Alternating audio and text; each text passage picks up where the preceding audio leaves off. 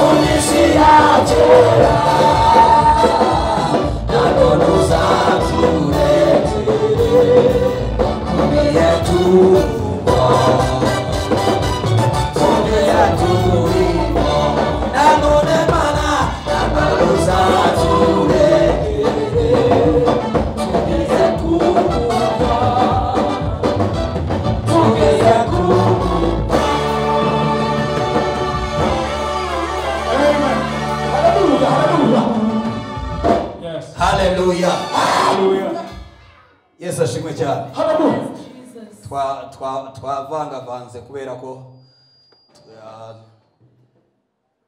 twayihinduye indirimbo ntabwo tugitegereje ibihe byo gupfa n'ibihe bya kera ni none. Yesu ashimwe cyane. Haleluya, haleluya. Iyo tugeze ku gupfa aho ngaho ngo mu gihe cyo gupfa twe turavuga ngo mu bihe turimo, mu bihe turimo. Haleluya, haleluya. Imana ibahe umugisha cyane, ushuti Imana ibahe umugisha cyane, mwakoze cyane. Kugubwe neza mu nzu ya Data mu izina rya Yesu Kristo. Haleluya. Tugeze ku munsi wa 34 mu minsi 40 yo gusenga. Nukuri twabonye ukuboko kw'Imana. Turi muri finali, turimo gusoza. Mbese murumva muguwe neza muri ubu bwami bw'Imana? Murumva munezerewe kuba mu nzu y'Imana? Haleluya. Murumva mwishimiye amasengesho? Are you happy because of these prayers? Ndumva shaka kongeraho indi minsi 10. I want to add like 10 days. No. Muzaza. You come Muri minsi 10 tuzongeraho muzaza. in the 10 days that you're gonna add. Are you going to come? Hallelujah. Hallelujah. Imana ibaho umugisha cyane. God bless you so much. Imana ibaho umugisha cyane. God bless you so much. Hallelujah. Hallelujah. Hallelujah. Hallelujah. Hallelujah. Hallelujah. Hallelujah. Hallelujah. Reka dusome ijambo ry'Imana Let us read the word of God. kugira ngo twinjire muri gahunda yo kuganira iminota mike hanyuma twinjire mu gihe cyo gusenga nkuko twabisezeranye ko tugomba kugira umwanya uhagije wo kuba imbere y'Imana no kwinginga data kubwo byo tumukeneye byo byose. We discuss about this word of God and then we pray because we have agreed to take too much time to pray. Ejo twaganiriye ku magambo meza y'Imana. Yesterday we talked about aho Bibiliya yatubwiye kubyerekeranye n'Abayuda. the way God and the Bible tells us about the Jews. Igihe Abayuda bari bamaze kubona ko bugarijwe When they saw that they were attacked n'amahanga menshi abarusha imbaraga, by different nations which are biravuga ngo bihata gushaka Imana. the Bible says they went to seek the face of God. Begera Imana, They get closer to barasenga. God. They pray. Haleluya. Hallelujah. Igihe basengaga, When they were praying, Imana ibaha uburyo bazasengamo. God gave them strategy. Irababwira ngo nimutinye urugamba ruri imbere yabo, Said, don't fear about the attacks. nimutinye ibyo mubona bibagose, Don't be afraid of nimutinye izo ngabo za Shuri, Don't be afraid about those. nimutinye izo ngabo zibazengurutse zose. Don't be afraid about those warriors. Haleluya. You Mwebwe mwihate gushaka amaso y'Imana shall seek the face of kubera ko God. mwaje kunshaka. Because you came to seek. Biravuga ngo mwebwe mwicecekere, Said, just keep muri quiet. urwo rugamba ntabwo ari mwebwe muzarwana, That war you will ahubwo ngo be the one muzirememo inteko. to fight. You just Haleluya. Nimurangiza ngo mujye imbere y'Imana, and go before God. mushireho abakuramya Imana no guhimbaza Imana, Put some people to praise and worship ubundi God. mubihorere And just leave them. ibibarwanya byose. What are attacking Njyewe ubwanjye nzitangira ingabo I zanjye myself I will give the warriors muri urwo rugamba. in that Nta war. mbunda zigeze zivuga No guns muri urwo rugamba, in that nta war. sasu ryavuze No guns muri urwo rugamba, in that battle. nta kintu na kimwe cyabaye. Hallelujah. Haleluya. Hallelujah. Haleluya. Ariko murimo kumva ngo muri urwo rugamba, In that battle, ariko murabona urugamba rutigeze rurwanwa n'imbunda. you see the battle without guns. Nta mbunda yabayemo, No guns there. nta karachinikofu, nta grenade, No grenades. nta kintu icyo ari cyo cyose, Nothing like ahubwo ngo that. bararirimbye gusa. They just sang. Havuyemo umuntu umwe One aravuga ngo man mubwire abaririmbyi they tell the singers, baririmbe, they worship, baramye Imana, they worship God. bahimbaza Imana. Muri uru rugamba nimuzajyayo, mwebwe muzahagarare gusa murebe agakiza Imana igiye kubazanira. Haleluya. Hallelujah. Mwihagararire gusa. Just stand firm. Yesu ashimwe cyane. Amen. Haleluya. Hallelujah. Niyo mpamvu This is the reason impamvu abarokore dutsindwa duhora mu bibazo bitarangira. we are always in the problem. Mu manza zose zacu tufata amabunda tukajya kurwana. Always if we take guns and go to fight. Niba umuntu yakuvugiye hanga nawe ujya kuvuga hariya n'undi akajya hariya, mwese mugahangana runaka mugahangana, buri umwe agahangana na mugenzi we, bikarangira mutsinzwe mwese. And you fail. Kubera iki? Why? Mu rugamba no guceceka, The battle you ukareka Uwiteka akakurwanirira. Muri izo ntambara zose ni uguceceka, you just keep quiet. ukihata gushaka amaso And y'Imana. you seek the face of God. Nigeze kubabwira mu gihe cyashize, Once I told you, ndabwira hari abantu bazi gutukana we. I said there are some people who knows how to insult others. Wowe urishobora ku muntu natukana uvuge akandi gatutse gatoya. Baba mwege mufite ibihe bitutse. You don't have insult. Wabagira ngo tukana urebe nta na kimwe I wabona. tell you to insult someone, you can't get anything. Uretse kuvuga ngo reba uko kireba, reba You uko can gisa. say, look at him. Reba uko reba uko kireba, reba uko gisa. Ariko hari abandi bafite ibitutse, azagutuka amatwi There are akurya. some people who have insult. He can insult you and you feel. Wirwana reba. Don't fight. wowe shaka amaso y'Imana Seek the face ureke of God. Uwiteka arakwereka Let God show. araza kwitamurura mu gihe bari mu ntambara sa mu gihe bari mu magambo ya mu gihe bari mu matiku ya mu gihe bari mu migambi ya wowe yate gushaka mu maso y'Imana Imana iziyerekana izaba ritagura bose utavuze Without speaking anything. ntacyo ugombye gukora. Without doing anything. Haleluya. Hallelujah. Muri iyo ntambara In the battle, ntimuzigere murwana, don't fight. ntimuzafate imunda, Don't take mwebwe people. muzihagararire gusa, Just stand muzareba firm. agakiza You nzabazanira. see the salvation from God. Haleluya. Utukuta mutuka bayituka. If you insult someone who is not insulting you, you are just insulting yourself. Wowe wihate gushaka amaso Just y'Imana. seek the face of God. Ibyo bibazo byawe ureba imbere yawe, The problems that you uzayoberwa aho see, byagiye, you will lose. uzayoberwa aho You will byanyuze. see that they disappear. Haleluya. Hallelujah. Haleluya. Haleluya. Abayuda baberaga kuri oda y'Imana, The Jews were babaga kuri oda y'Imana. going into the strategy. Icyo Imana yababwiraga gukora nicyo bakoraga. Whatever God told them to do. Mu ntambara zimwe Imana yarababwiraga In their battle, mwebwe nimurwane He said, just ahubwo stand mushake ibibindi so take some pots muba ari byo mukomanya, and just clean them. mugende mukomanya ibibindi mubegera. Clean them like this. Nabaho sindabona urugamba I've rw'abantu never seen a battle like that. rw'abantu barwanisha ibibindi Of the n'ibicuma. people using the pots. Yenda ukubita ibibindi, abandi bafite They were imbunda, just doing abandi that. bafite za burende, The others has the weapon, great weapon. abandi bafite buze ya burende, The others have abandi those bafite great indege weapons. z'intambara. The others have those airplanes of Noneho war. mwege ngo mwege mugende namwe mwinjira mu And you rugamba aho just abantu bari, go in that war with nimwambara antibari. the pots. Oya, ahubwo mwege mufate ibindi mugende mubihondanye, You just use those pots and muvuge ngo kubw'Uwiteka just clean them. And na say, Gideyoni. because of God, Nta kindi mugenda muvuge muvuge ati kubw'Uwiteka na Gideyoni. say, uyu munsi. because of Gideon and God. Haleluya. Hallelujah. Urugamba rw'abarokore pasa ruroroshye, The battle of Christians. ariko twe turapanika, imijinya ikagera aha, imitima mibi ikagera aha. Wipanika. Urugamba rw'abarokore ni uguhondanya ibibindi wigendera kubw'Imana yanjye no kubw'Imana. Hallelujah. Haleluya. Hallelujah. Haleluya. Amen. Haleluya. Amen. Muri iyo ntambara That battle. Imana niko yabwiye Abayuda, This is what God niko yabwiye Jehoshafati, This is what nimuzarwane Don't fight. muzihagararire gusa, Just stand firm. mwirememo inteko, Create some group. mutangire muhimbaza Imana. Start worshiping God. Bene Kora mbabwire mutoranyemo abakuramyima. The sons of Korah choose some people to praise God. Haleluya. Hallelujah. Mujye muri Azafu mutoranyemo abakuramyima. Asaph and choose them. Select those. Ayo yari amatsinda yanditse muri Bibiliya yarashinzwe kuramya no There guhimbaza. were groups of people who were worshiping and praising God. Mwege mwicecekere gusa, You just keep quiet. muraza kubona agakiza ndi You will bubazane, see the salvation of God. muraza kubona You agakiza. will see the salvation of Haleluya. God. Wirwanisha umubiri, Don't fight with your uzatsindwa. flesh. You will fail. Yesu ashimwe cyane. Praise Jesus. Mwege muranyumva.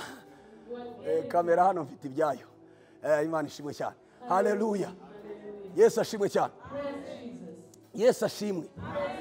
Yesu ashimwe. Praise Jesus. Pastor, iyo tugiye kurwana mu mubiri When we are kugira ngo duhangane n'abantu, hari abantu bari ahangaha muri aka gakiza, there are some people in the salvation, hari n'abandi turwana nabo bataba mu gakiza. and there are others who are Abo bantu bari mu gakiza ariko ntibigeze bakira Yesu Kristo nk'umwami n'umukiza w'ubugingo bwabo. Nta kibazo bafite. never received Jesus as their king. Azakumanuka guharabike, azakubeshyera, azavuga ibibaho n'ibitabaho, Speak different kandi ari mu mwuka, anuzure n'umwuka, avuge no mu ndimi. spirits like this. Noneho we kubera kutabizi, And because you uzareba nka mbega urubuga ujya ukanura gusa uvuga ati will just staring at him like this. ni njyewe cyangwa se njye. Is it me or not? Abo ni n'ababi kurusha abo hanze. Those are the bad ones than the people outside.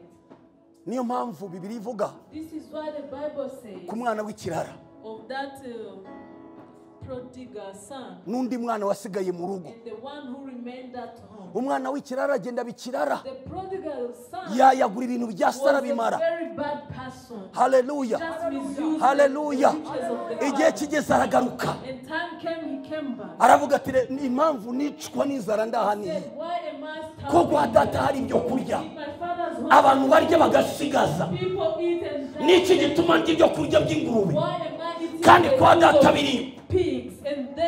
And yet at my father's home there is food. Haleluya. Hallelujah. Ariko hari undi mwana wari wasigaye mu rugo utarigeze There was ubikira. another son who remained at home. Ariko iyo urebye abo bana babiri, But when you look at those two sons, usanga umuntu wari ukijijwe ari the one who was saved n'uwagiye wabaye was the ikirara. one who was a prodigal. Uwasigaye mu rugo The one who remained yagumye aho ngaho. he just remained there. Hanyuma papa waramubwiye muri umuna waje And when the young brother came back, agarutse mu rugo when he came back, aramubwira ngo genda he said, mubaga akamasa keza please, nkora ibirori slaughter a nice mwanyambikura uyu mwana mumwoze to the mumusige mumwambike ikote wash him and mumwambike impeta give him a mumukarabye wash him. ase neza. He becomes very well dressed. wa wundi wari wasigaye mu rugo abyumvise The one remained at home when he heard that. aratumba ahinduka nk'ikidufu. He became hungry. bya Like a bidufu donut. bya bidufu mujya murya ariko bya make. The donut that you do eat. Yesu ashimwe cyane. Praise Jesus. aratumba So he was like, arambaza wabaye iki wa mwana we. what happened? Njyewe kuva naguma aha ngaha mu rugo rwawe Since I remained ni at njyewe home, ugarura inka, I'm the ni one njyewe uragira inka zawe zose, who do all ni the njyewe ukora buri duties. kimwe cyose hano muri I'm iri the torero. one who is managing everything. Mwamariye iki What have you ko done? nta munsi n'umwe hari igihe hano mu rugo haraba ibirori byanjye Prepare a feast of me. nk'umwana wasigaye mu rugo As a son who remained ararakara ababajwa nuko mwene se yagarutse mu bwami. he was very angry because of the prodigal nuko son. twimereye abarokore. This is how we yeba are. uba wumva ngira ngo waguha nk'itoroka ribamo wenyine kandi murashaka abantu ariko mukanya mukumva mwabirukana.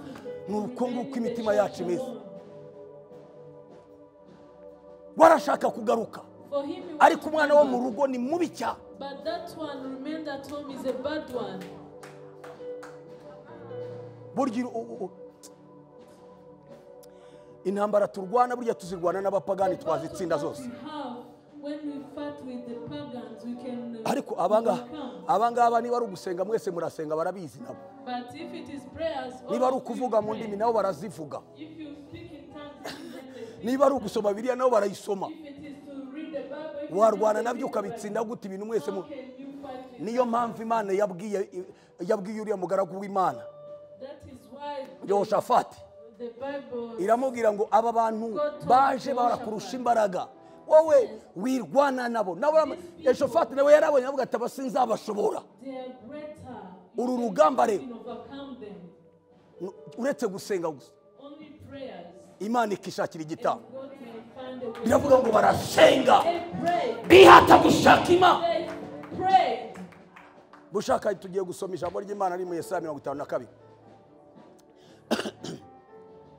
Yesu ashimwe cyane. Praise Jesus. biravuga ngo bihata gushaka Imana They took a decision of praying. bajya imbere y'Imana barasenga. They went before God and prayed. umuhanuzi arahaguruka muri iryo teraniro The prophet arise arangije aravuga ngo and he said, muri uru rugamba in this battle, nimuzafata imbunda don't use kandi weapons mwitinya and don't be afraid. mwihagararire gusa You just stand firm. muraza kubona agakiza You will see the salvation Imana iri bubazanira uyu that God munsi. will bring to you Hallelujah. today.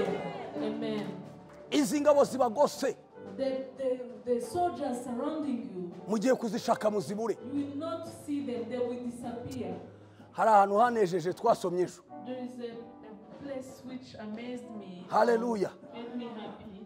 ngo barangije And after that, ngo basubiranamo they just buri umwe ngo fought akica each mugenzi we other. n'undi akica mugenzi we. One was killing mu gitondo baje basanga intumbi zose ziragaramye aho ngaho They zirarambara. found all of them, their corpse laying down. Haleluya. burya umunyamagambo The one who gossips, ntamenya n'ibyo yabeshye. he can't even remember what he lied. mu kanya aragaruka akavuga ikindi gitandukanye n'icyo yari yavuze mu kanya. The second day he can come and lie another thing. ntamenya n'uwo yabibwiye kuko abwira benshi akava akibagirwa n'abo The yabwiye. one who has said things. iyo yabonye rero byamugonze So when you see that it is just conniving, haleluya batangira kugenda ubwabo bisubiranamo they start killing each other. amakuru yabo yose mukagenda muyamenya bisubiranamo They are exposed. ibikurwanya byose What is fighting? ndakubwira ngo uhumure I said don't be afraid. Imana igiye gukora ikintu gishya mu buzima bwawe Do a new thing in your Imana igiye guhagarara nawe God is going to stand. izo ngabo wabonaga imbere yawe zikurusha imbaraga Those things that ibyo bintu wabonaga imbere yawe bikurusha imbaraga things that you see ugiye before you, kubishaka ubibure you're gonna search them and Imana igiye kwigwatiriza God is going to nimuhagarare gusa muramye Imana stand up and worship. musenge Pray. musenge mubyihorere Imana igiye kwirwanirira ubwa God is going to fight for you. izirwanirira He will fight for you. witinya Don't be afraid. witinya Don't be afraid. haleluya Hallelujah. haleluya haleluya Amen. mwitinya Don't be afraid. muri mwebwe nta n'umwe uzapfa Among you, no one will die. muri mwebwe Among you, haleluya hallelujah. haleluya Hallelujah. pasiteri nituba turimo kubwiriza ahangaha If you are preaching here, tujye twita no ku bantu bari online we Twe tu- must even take care of the people who are turabwiriza watching online. tukabibagirwa kubera ko tuba twirebera bari imbere yacu We preach and we forget about them because we see the present people here. hari umuntu wanyandikiye mu gitondo Someone yanampamagaye ameze nabi he was feeling bad. avuga ati igihe mwabwirizaga nari ndimo gukurikirana He said when you were preaching, I was following. nta kibazo nari mfite gikaze I didn't have ariko numvaga ndwaye biri aho bisanzwe but I was feeling bad. ati ariko byageze nimugoroba But in the evening, ndwara umutwe I got a ndwara headache, umugongo a backache. ndapfa banjyana kwa muganga barapima buri kintu icyo ari cyo cyose ndataha yakoresheje voice note arahamagara So he called me. ururimi rutava mu kanwa mbabarira usengere ngiye gupfa ndimo kubona urupfu imbere I'm yanjye going to die. I see kandi just nari maze death iminsi before mubo me. bavugaga bamaze iminsi barimo gutekereza urupfu ni njyewe nari maze I'm iminsi the numva one urupfu thinking runsatiriye about death. The death was ati none iri joro present. ryose nendaga gupfa kugeza muri iki gitondo I was going to die till this morning. ndamusengera ambwira ngo mukanya agiye gusubira kwa muganga ngo arumva byarangiye He said I would go ndasenga back. nagize gusenga hashize nk'iminota nka 40 gutyo arongera arampamagara After praying, after 40 minutes, he called me. arambwira ati nari ngiye kujya kwa muganga ati ariko ndabiretse ati He said I was ndavuga about to bigenze go bite to ati ahantu hospital. hose naribwaga hose hahise harangira But now I'm very fine. All the pains are over. haleluya Hallelujah. iyo hari ibitero bije imbere yacu When the attacks come, twebwe ntabwo tuba tuzi ibyo ari byo because we don't know. ariko satani arakora The devil tries aratubindikiranya bamwe bagapfa batagejeje igihe cyo gupfa hari imyuka ibiri kugenda ku buzima bwawe nituvuga gusenga musenge to serve and pray. haleluya Hallelujah. musenge Pray. ninde nari ndi kumwe nawe tujya gushyingura kwa hariya aho twagiye gushyingura ejo bundi haleluya abo twari kumwe mu modoka bavuga ati ariko sha ndashima Imana kuva nagera muri Church of God imyaka 10 irashize ntabwo turajya rusoro tujyanye mu mambure wacu wa Church of God nta nari Because you have not gone to Rusoro for burying. kandi twagezeyo tubona abantu bapfuye mu kwa gatanu twagiye gushyingura nkuko wajya gushyingura heze nko muri authentique kuva abo mu kwa gatanu babaye benshi kugera nkuko bava kugera muri authentique none ndibaza mu myaka 10 ubwo ngubwo imva zavaga heze kagera he 10 years. niba mu mezi ubu turi mu kwezi kwa kangahe kwa 10 niba kuva mu kwa gatanu mu mezi atanu aho twageze aho twabonye ahanditseho ngo ni mu kwezi kwa gatanu niho twe twagiye gushyingura nkuko washyingura muri authentique urumva hapfuye abantu badafite umubare Many people died.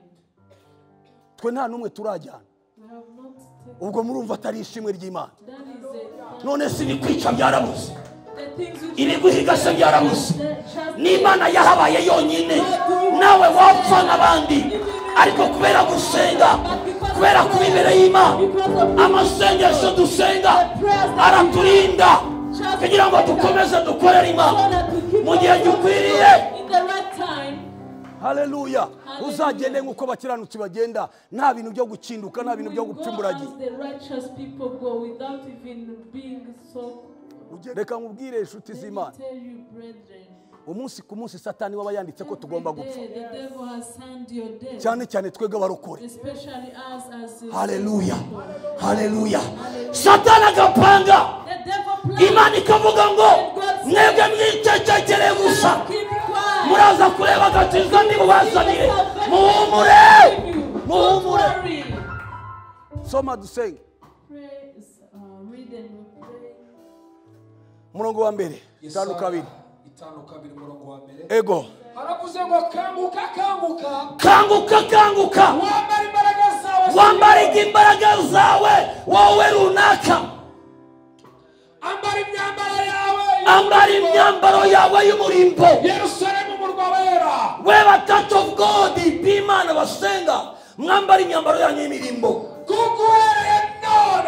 Kukuhereye none utakebwe n'uwanduye batazongera kwinjira iwawe. Buretse gatoya, ese murimo kumva? Are you getting this? Murimo kunyumva? Are you getting what I'm saying? Murimo kumva Imana? Are you hearing God? Abatakebwe n'abanduye Those who are uncircumcised ntibazongera kwinjira iwawe. and the dirty ones. Iri ni ijambo ry'ubuhanuzi rikomeye. Mbaye wowe nakakira ibyo bintu. I can receive Ibintu byose ibyo Satani apanga, imigambi Satani ategura, yavuze ngo ntabwo bizongera kwinjira iwawe. enter your home. Humura. Don't worry. Hallelujah. Abatakebwe n'abanduye. For those uncircumcised and those who are not clean. Haleluya. Hallelujah. Abatakebwe n'abapagani, abanduye nabo mu nzu y'Imana, Uncircumcised, bigira those who nk'abarokore are kandi dirty, atari bo, ntibazongera kwinjira they will iwawe. never enter your place. Ibyo bibazo ntibizongera kuza iwawe. Those problems will never come back. Izo ndwara ntizongera kuza iwawe. Those disease will never come back to you. Haleluya. Hallelujah. Kanguka kanguka. Wake up, wake Va mu up. magambo, Come out from va mu this. matiku, Come out from va mu this. magambo. Come out. Ihate gushaka Imana, ihate kuba imbere y'Imana. Ibyo ntabwo bizongera kuza Those iwawe. things will never come back to you again. Ngwino ushaka Imana. Come and seek the Lord. Haleluya. Hallelujah. Uwanduye n'utakebwe ntazongera kunyura The iwawe. unclean and the uncircumcised, they will never come back to you. Ubwambara busa ntibuzongera kunyura iwawe. The times of not having clothes will not Ubukene come back. n'ubutindi ntibizongera kunyura The iwawe. poverty will never come Amadeni back. ntazongera kunyura iwawe. The debt will never come back. Mu izina rya Yesu In Kristo, the name of Jesus shaka Christ. Imana yawe. Seek the Lord. Shaka amaso y'Imana. Seek the face of Abayuda God. bamaze kubona ko bagoshwe, When the Jews babona saw nta that, mbaraga, they found that biyata they gushaka Imana. They seek the Lord. Imana irabiyereka. And God showed himself to them. Haleluya. Hallelujah. Haleluya. Hallelujah.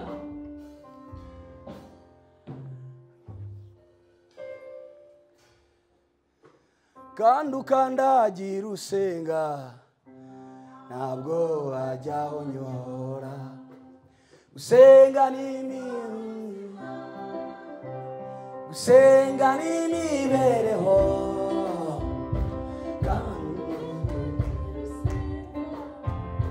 Ntabwo wajya. Kandi we kandi ukandagira usenga, ntabwo wajya unyora.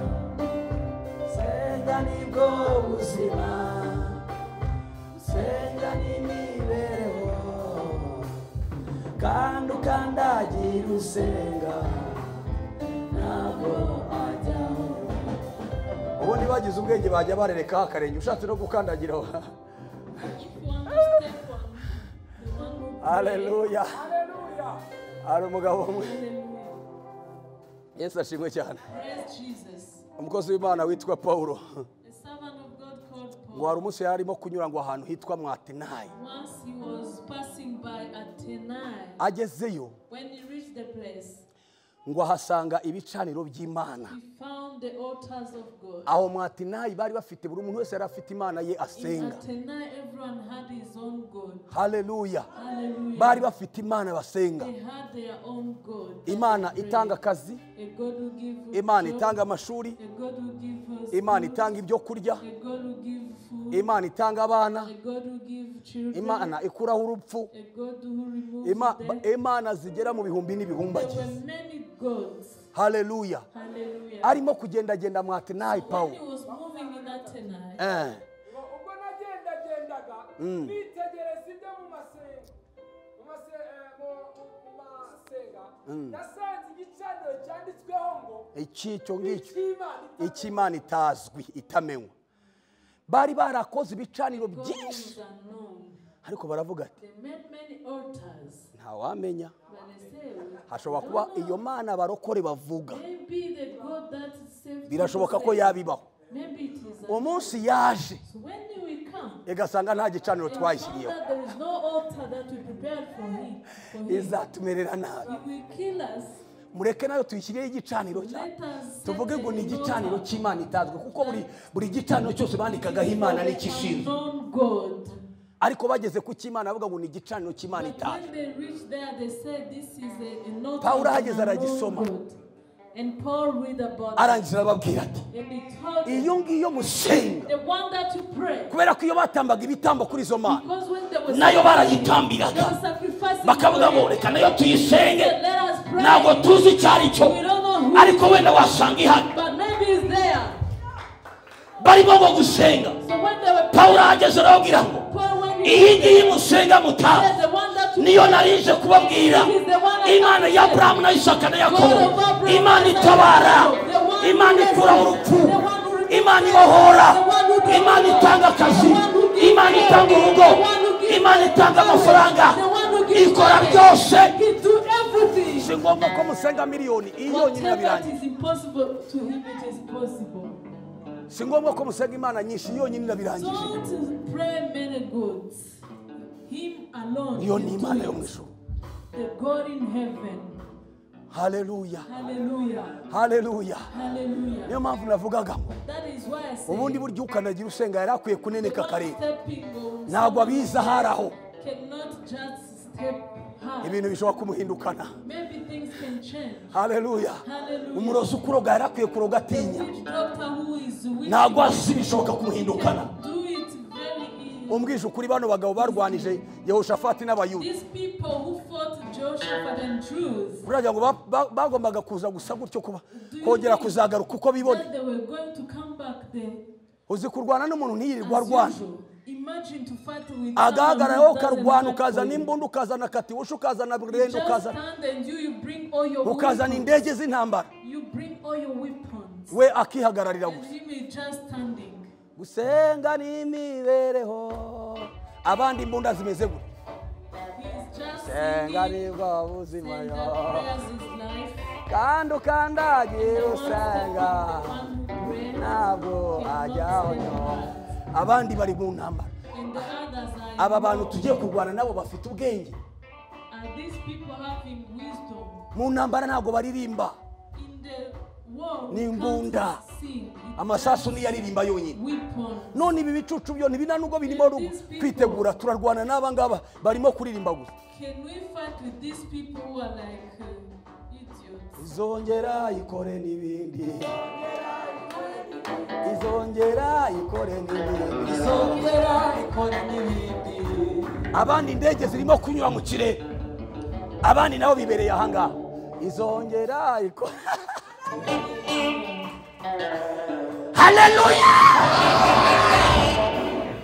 Yesu ashimwe cyane. Praise Jesus. Haleluya. Hallelujah. Mbega abagabo, These people, Goliyati Goliath, ngo hagiye kurwana na Dawidi, when he went to fight with David, hageze gutya arakitegereza, we look at him. havuga ati ariko Mana ya Aburahamu, Oh my God. ntabwo yarahiye gutyo kuko ntayo yarazi.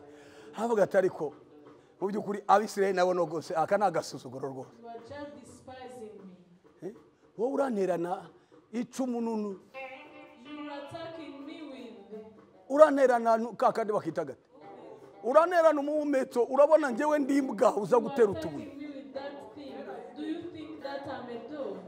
Nyamara Dawidi bari bamuhaye intwaro zikomeye, David, they gave him great weapons. bamwambika n'imyenda y'intambara, They gave him even the the close arangira of avuga God. turi urugamba rw'Uwiteka They say, this ntabwo is the rukeneye word of support. God. I don't need any support. nta bindi bintu bigomba kujyaho. Nothing can come. Uwiteka ararurwana wenyine. God will fight for me. Haleluya. Hallelujah. Ibi ngibi ikigira igituza mukureho. Remove all these things. Ibi bikote by'intambara mutware. Remove these things of soldiers. Haleluya. Amen. Ku bwanjye ni Uwiteka. Because of me and the Lord, Haleluya. Yifatira utubuye arazunguza. just take some stones. Ikindi nacyo mwanya wo cyakarwanye gikomeza kimwitegeza. Atuyu kariya kana kari mu biki. Just staring at that young boy. Yo kibimenya kiba cyarahise kimurasa. Ariko cyakomeje Imana yarakirindagire gikomeza But kumwitegeza. God made him to be Dore a lamb. kariya kana kari mu biki. And the young boy was doing this. Haleluya. Konde bakari mu mikino ntazi. What is he doing? Haleluya. Amen. Yego rata urimo kumva burya umuntu wese ajya yumva ukuntu tuntu twiwe. Wowe ujye ubwira Imana ibikerereze biraho birimo kurindagira kugira ngo ubone ukuntu uri bubisekure.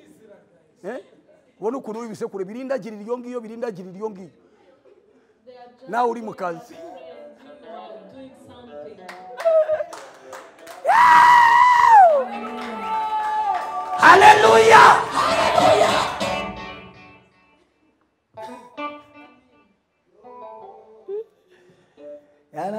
Haleluya.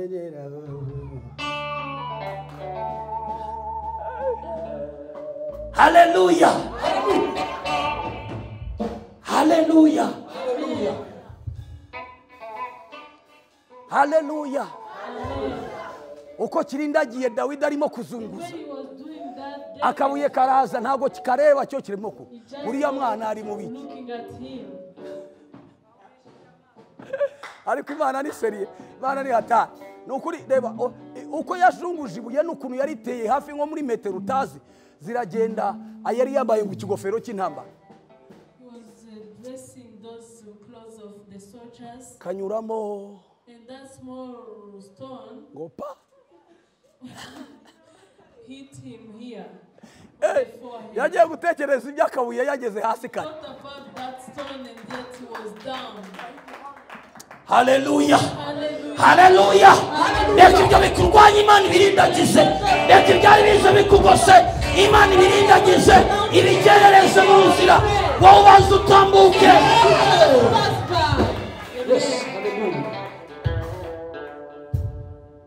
Imana izi uko bizagenda. God knows how it will happen. Wowe senga ihate gushaka You Imana. just pray. Nujya kurwana nabo ntuzabashobora. When you try to fight them, Bazagutsinda you bafite can't overcome strategy. them. Wowe utazi. Because they have many strategies that you don't know. Twege turakijijwe harimo But for us, we hari are saved. amayeri y'abapagani tutazi. There are some things of pagans that we don't know. Ariko Imana ijya ibarindagiza But twege God tugasega can ikabarindagiza. make them to become Kuko one. irabizi ko twebwe Because He knows us. tutabishoboye. We are not able to do that. Haleluya. Niyo mpamvu ijambo rivuga ngo This is why the word says, uzawutuye I know where you live. uzawuba I know where you live. kwari mu isinagogi ya Satani. That is in a synagogue of Ndabizi. the devil. I know. Ariko nzakurinda. But I will protect you. Imana izi aho tuba.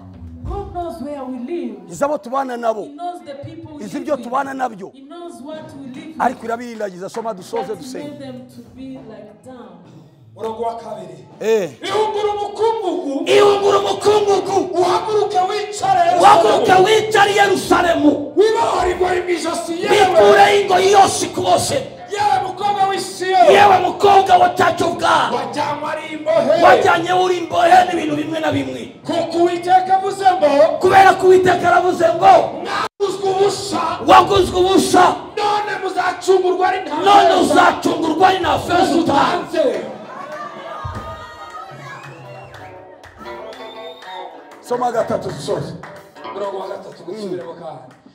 Kuko Uwiteka avuze Kuko avuze ngo mwaguzwe ubusa. mwaguze ubusa Nanone muzacungurwa ari muzacungurwa nta feza mutanze.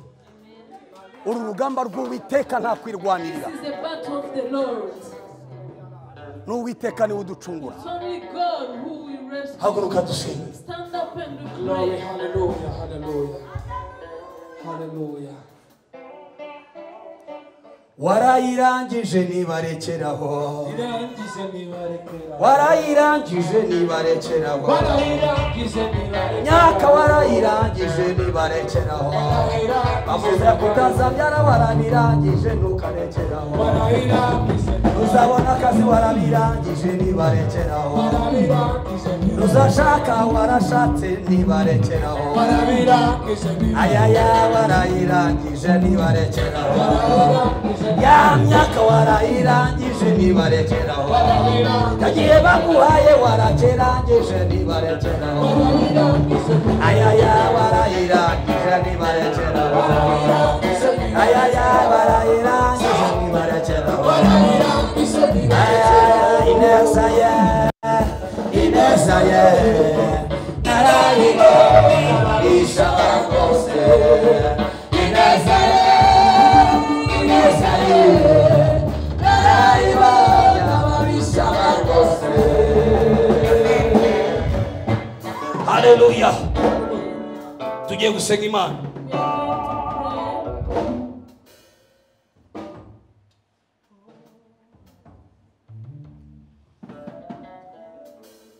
Haleluya. Turasengera muri iri jambo twumvise. This word that we Tugiye read, kwikunkumuraho umukungugu wose. we're going to shake off our dust. Haleluya. Tugiye kwikuraho ingoyi izo batuboshye. We are going to lose Ingoyi za satani, ingoyi za karande, ingoyi z'ubukene, ingoyi z'amadeni, ingoyi buri ngoyi yose uzikuboshye. Ingoyi zindwa tugiye kuziyambura dusenga. Haleluya. Tubonye ko tutabishobora. Tugiye kwihata gushaka Uwiteka. Dusenga twiyambura izo ngoyi. Mu izina rya Yesu Kristo. Imana iri kumwe natwe. Dufate mikrofone abasenga dusenge. Rakata yamaga. Debe swate grande priakaya. Oromoseke tuate stanoga. Nesantote ke yamaga rageya. Mepriakata gasala. Imbaraga zawe ma. Tulikumura imikungugu yose. Iyo satani yagiye adusinga. Iyo satani yatubambitse. Ingoyi zose zitugose. Turazimura ku buzima bwacu. Rakata ya mama. Yabashaka tuatega. Epreakata ya magaya. Oroshaka tuatega neba. Uligo yose yose ubuzima bwawe.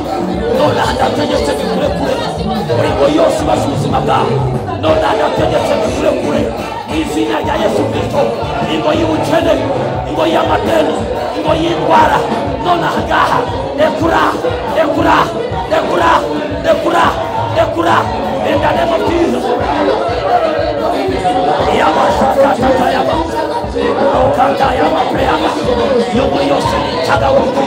None ahangaha ingo y'ubukene, ingo y'ubutindi, ingo y'amadeni. Ndayitegetse rekura. In the name of Jesus.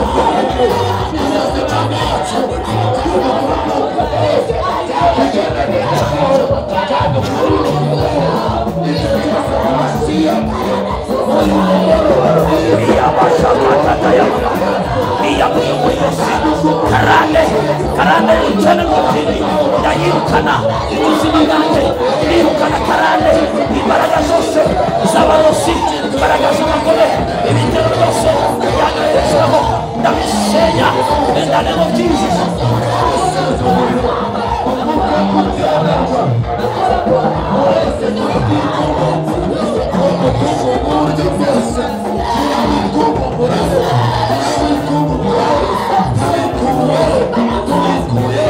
Iyo yose yayiyambura ingo y'ubuzuzi ingo yo kwitugu ingo y'ubukene ingo y'ubukene ndayisenya ndayisenya ndayirukana amadeni iyo ngo y'amadeni ndayica.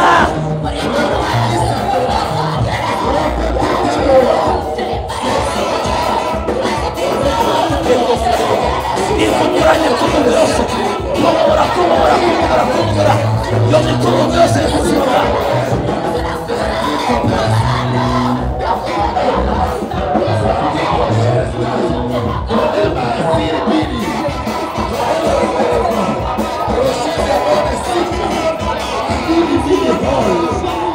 irakuwe muri mikungugu yose iri ku buzima bwawe, iyo satani yansize, iyo abadayimoni bansize, ibyaha byansize, muri aka kanya iyo ngoyi, iyo migozi, iyo mivugo, abo badayimoni n'abasenya, in the name of Jesus, in the name of Jesus, in the name of Jesus, in the name of Jesus, in the name of Jesus.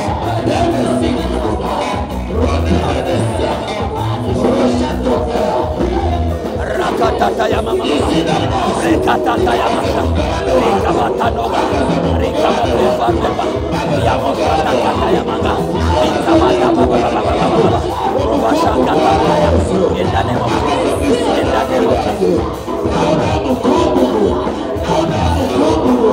In the name of Jesus, in the name of Jesus, in the name of Jesus. Urigo yose, igose ubuzima bwanjye, igose umuryango wanjye, igose itorero ryose, ndategeka izo ngoyi zicike. In the name of Jesus.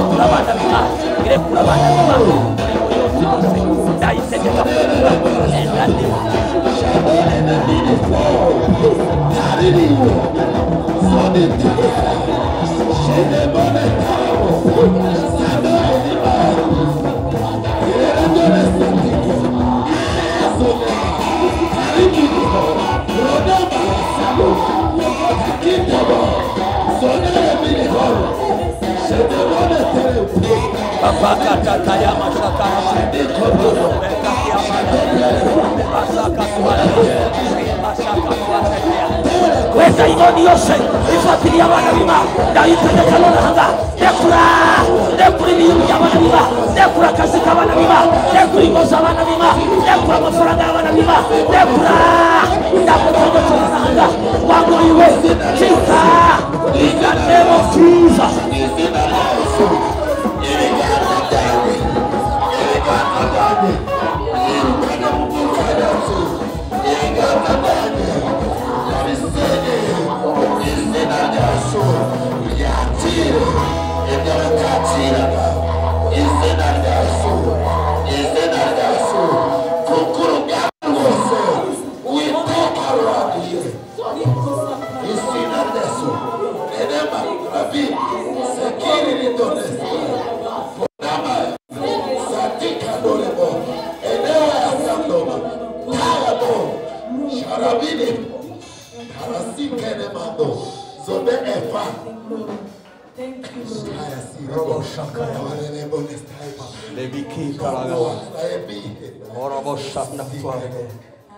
Yamakasando tuwategamo. Urakoze Yesu. Kamusaba uhaguruka aho wicaye. Uzamura ibiganza byawe imbere y'Imana. Vuga ngo Mwami Yesu, ndagushimiye kuri urugamba ari wowe wenyine ururwana mu izina rya Yesu Kristo.